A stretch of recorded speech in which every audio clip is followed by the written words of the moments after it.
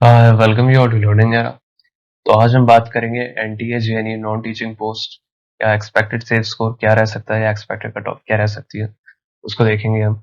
और इसके अंदर जूनियर असिस्टेंट, एमटीएस और स्टेनो और बाकी भी काफ़ी पोस्ट हैं, उन सब के बारे में बात करेंगे।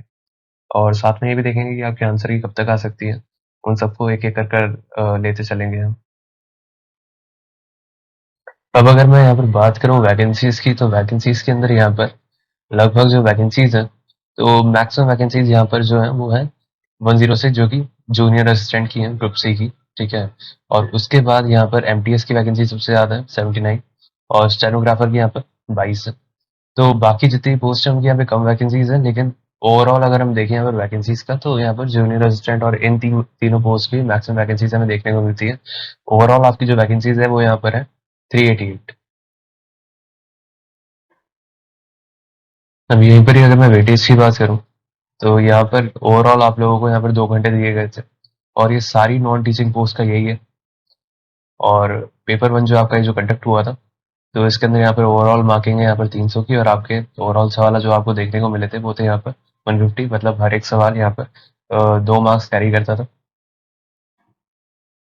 तो यहीं पर ही अगर मैं बात करूँ आपके जो स्किल टेस्ट जो आपके होने वाले हैं अलग अलग पोस्ट के लिए, ठीक है, तो लगभग यहाँ पे सारे के सारे ही जो स्किल टेस्ट है सारे के सारे क्वालिफाइंग है। और यहाँ पर सबसे पहले मैं यहाँ पर बात करता हूँ जूनियर असिस्टेंट की। तो जूनियर असिस्टेंट की यहाँ पे सबसे ज़्यादा लोगों ने वैकेंसीज यहाँ पर उनके लिए फॉर्म भरा होगा। और यहाँ पर असिस्टेंट जो है जूनियर असिस्टेंट के साथ, इन दोनों के अंदर जो स्किल टेस्ट होगा टाइपिंग का, वो यहाँ पे क्वालिफाइंग ही होगा नेचर के अंदर। यहाँ पर देखो जिनकी भी मैं बात कर रहा हूँ सबके अंदर क्वालिफाइंग है। ठीक है। अगर मैं यहाँ पर स्टेनोग्राफर की बात करूँ या मैं पर्सनल असिस्टेंट की बात करूँ या मैं प्राइवेट सेक्रेटरी की बात करूँ, सबके अंदर यहाँ पे क्वालिफाइंग ही होता है ये। और अगर मैं यहाँ पर बात करूँ जूनियर असिस्टेंट और असिस्टेंट की, तो यहाँ पर आपकी 35 वर्ड्स पर मिनट की जो आपकी टाइपिंग है वो यहाँ पे इंग्लिश के अंदर ली जाएगी। और अगर हिंदी की बात करें तो यहाँ पर 5 वर्ड्स पर मिनट कम हो जाते हैं, तो यहाँ पे 30 वर्ड्स पर मिनट आपकी हिंदी के अंदर आपको टाइप करना पड़ेगा। वैसे ही अगर मैं यहाँ पर स्टेनोग्राफर्स की बात करूँ, तो यहाँ पर क्या है कि सबके अंदर यहाँ पर 5% से ज़्यादा मिस्टेक्स यहाँ पर परमिसेबल नहीं है। अगर मैं यहाँ पर बात करूँ, यहाँ पर प्राइवेट सेक्रेटरी की बात करूँ, या मैं यहाँ पर बात करूँ आपके पर्सनल असिस्टेंट की, या मैं स्टेनोग्राफर की बात करूँ, तो तीनों के अंदर 5% से ज़्यादा आपकी मिस्टेक्स अलाउड नहीं है। और इसके अंदर जो प्राइवेट सेक्रेटरी है, तो जाहिर सी बात है इसका जो आपकी जो डिक्टेशन है, इसका जो टाइमिंग है, वो यहाँ पे 120 वर्ड्स पर मिनट मांगा गया है यहाँ पे इंग्लिश के अंदर, जो कि अपने आप में काफ़ी ज़्यादा है। और अगर मैं यहाँ पे हिंदी की बात करूँ, तो यहाँ पर 100 वर्ड्स पर मिनट का ही है मैटर, जो कि आपको टाइप करना पड़ेगा इस ट्रांसक्रिप्शन टाइम के अंदर। और अगर मैं यहाँ पर बात करूँ पर्सनल असिस्टेंट की, तो यहाँ पर इंग्लिश या हिंदी दोनों में से किसी के अंदर भी आपकी 100 वर्ड्स पर मिनट होनी चाहिए। तो यहाँ पर इंग्लिश वालों को थोड़ा सा बेनिफिट हल्का सा ज़्यादा है। और यहाँ पर आपका ट्रांसक्रिप्शन टाइम है इसके अंदर। और ये जितने भी यहाँ पर एग्जाम है उन सब के अंदर यहाँ पे 10 मिनट ही आपको डिक्टेशन जो जनरली होती है 10 मिनट ही चलती है, तो यहाँ पर भी उतना ही है। और अगर मैं यहाँ पे स्टेनोग्राफर की बात करूँ, तो ये फिर भी ठीक है, यहाँ पे 80 WPM मांगी गई है, इंग्लिश या हिंदी। ठीक है। और ये है आपका ट्रांसक्रिप्शन टाइम। वैसे ही अभी हमने जो बात करी थी अभी टाइपिंग की, जो कि जूनियर असिस्टेंट और असिस्टेंट के अंदर है, तो उनका हम आपको टाइपिंग के लिए अलग से वीडियो भी बना देंगे कि आपको किस टाइपिंग सॉफ्टवेयर के ऊपर आपको प्रैक्टिस करनी चाहिए, जहाँ पे 35 वर्ड्स पर मिनट या 30 वर्ड्स पर मिनट।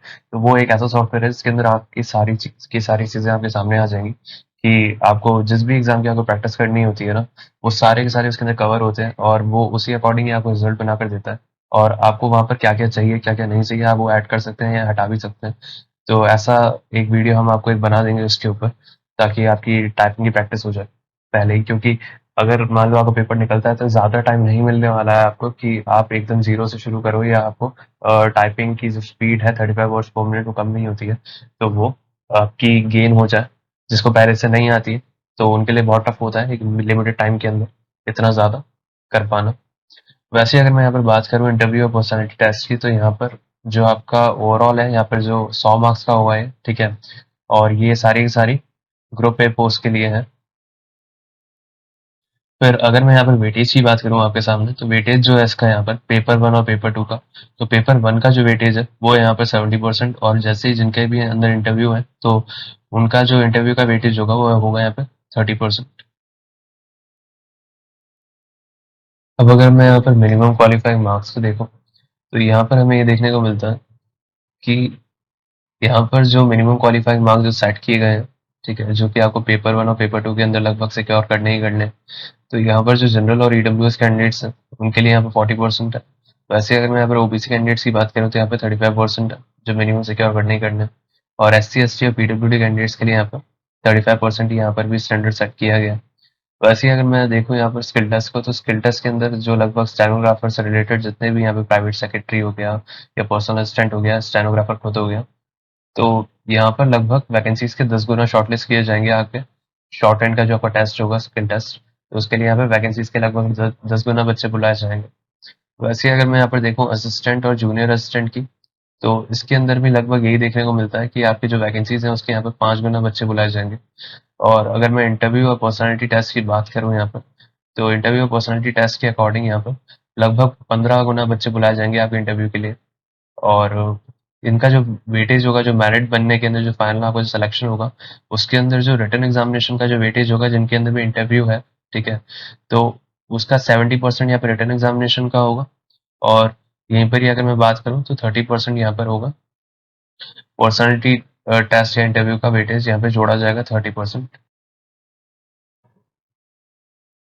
तो हम एक बार ये भी देख लेते हैं कि लगभग यहाँ पे कितने गुना बच्चे बुलाए जाएंगे। तो वो हमें देखने से मिलता है कि यहाँ पर जूनियर असिस्टेंट जो है वो 106 पोस्ट है, तो अराउंड यहाँ पे 5 टाइम्स बुलाए जाएंगे, मतलब अराउंड 530 कैंडिडेट्स ही क्वालिफाई कर पाएंगे अगले टाइपिंग टेस्ट के लिए। और वैसे ही अगर मैं यहाँ पे स्टेनोग्राफर की बात करूँ तो यहाँ पर अराउंड 22 पोस्ट है स्टेनोग्राफर की, और यहाँ पर अराउंड 10 गुना बच्चे बुलाए जाएंगे। तो यहाँ पे 220 कैंडिडेट्स यहाँ पे शॉर्टलिस्ट होंगे, और फिर क्वालिफाइंग ही होगा, इसके नंबर नहीं जुड़ेंगे। जो भी आपका स्किल टेस्ट होगा टाइपिंग का या स्टेनोग्राफर्स के लिए शॉर्ट हैंड का, तो उनके आपके नंबर नहीं जुड़ेंगे, वो बस आपको पास करना है। आपकी जो फाइनल मेरिट बनेगी वो आपकी पेपर 1 के अकॉर्डिंग ही बनेगी। तो अब अगर मैं यहाँ पर बात करूँ NTA non JNU non teaching post का लगभग यहाँ पे सेफ स्कोर क्या रह सकता है। यहाँ पर मैं एक्सपेक्टेड कट ऑफ की इसलिए बात नहीं कर रहा हूँ क्योंकि लगभग यहाँ पे इतना डाटा अवेलेबल नहीं होता है कि क्या एक्सपेक्टेड कट ऑफ जा सकती है, लेकिन फिर भी एक सेफ स्कोर हम यहाँ पे डिटरमाइन कर सकते हैं। तो लगभग यहाँ पर अगर आपके युवा कैटेगरी से अगर आपके 262 प्लस अगर आपको लग रहा है कि आप पे बन जाएंगे, या अभी आंसर की आई जाएगी आपकी कुछ दिनों के अंदर, इवन तो अब तक आ जानी चाहिए थी लेकिन अभी तक आई नहीं है, तो अगर आपको लग रहा है कि आप कितने बन जाएंगे या आंसर की देखने के बाद आपको आइडिया लग रहा है कि आप कितने बन रहे हैं, तो आपको डेफिनेटली आपको अगली स्टेज के लिए आपको प्रिपेयर करना चाहिए, आपको स्किल टेस्ट के लिए प्रिपेयर करना चाहिए, या इंटरव्यू हो आपका किसी दूसरी पोस्ट के लिए, तो उनके लिए भी आपको पहले से प्रिपेयर रहना पड़ेगा। वैसे ही अगर मैं यहाँ पर बात करूँ ओबीसी कैटेगरी की, तो यहाँ पर 258 प्लस अगर आपके यहाँ पर आ रहे हैं तो आपको अगली स्टेज के लिए प्रिपेयर करना चाहिए। वैसे ही अगर मैं देखूँ यहाँ पे एससी कैटेगरी के अंदर, तो यहाँ पे 245 प्लस।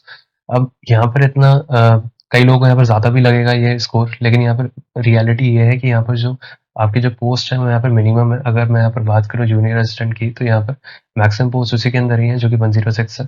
और अगर यहाँ पर हम कैटेगरी वाइज डिवाइड करें उन्हें, यूआर, ओबीसी, एससी, एसटी और ईडब्ल्यूएस के अंदर, तो वो काफ़ी गिनती की पोस्ट हो जाती है। तो इस वजह से जितने भी यहाँ पर गुना बुलाए जाएंगे बच्चे, तो वो ज़्यादा नहीं बुलाए जाएंगे। इस वजह से आपके अगर इतने बन रहे हैं तो आपके लिए एक बेटर चांसेस हैं कि आपका सिलेक्शन हो सकता है। और एसटी कैटेगरी के यहाँ पर 238 प्लस। और वैसे ही अगर मैं यहाँ पर बात करूँ ईडब्ल्यूएस कैटेगरी के अंदर, अगर आपके 255 प्लस अगर आपके बन रहे हैं, तो आपको नेक्स्ट स्टेज के लिए प्रिपेयर करना चाहिए।